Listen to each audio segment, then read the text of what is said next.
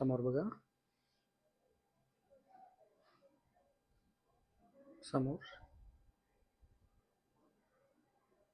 ठीक. तर डायबिटीसमुळे मागच्या पडद्यावर बरेच बदल आलेले आहेत. तर त्याला शुगर कंट्रोल असणं खूप महत्त्वाचं आहे. तर हे नॉर्मल रेटिना आहे आपला.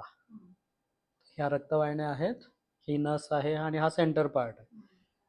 हा मागचा पडदा आहे. याच्यावर डायबिटीसमुळे बदल येतात. आता तुम्ही म्हणाल की आमची शुगर तर कंट्रोलमध्ये आहे, आम्ही दर 3 महिन्याला चेक करतो, पण तरी हे बदल कसं काय आले?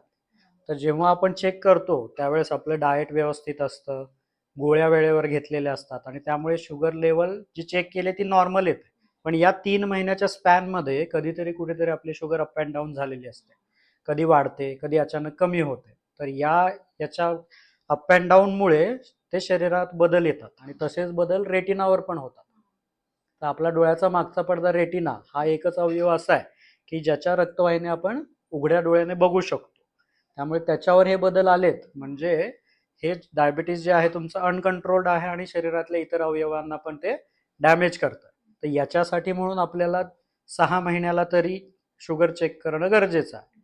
हे किती दिवसाला करायचं, हे मागच्या पडद्यावर किती बदल आहेत, तुमच्या शुगर किती दिवसाची आहे, तुमचे वय काय आहे, तुमच्या गोळ्या चालू आहेत का, इन्शुलिन चालू आहे, याच्यावर हे सगळं डिपेंड असतं. पण महत्त्वाचं आहे औषध टाकून रेटिना चेक करणं.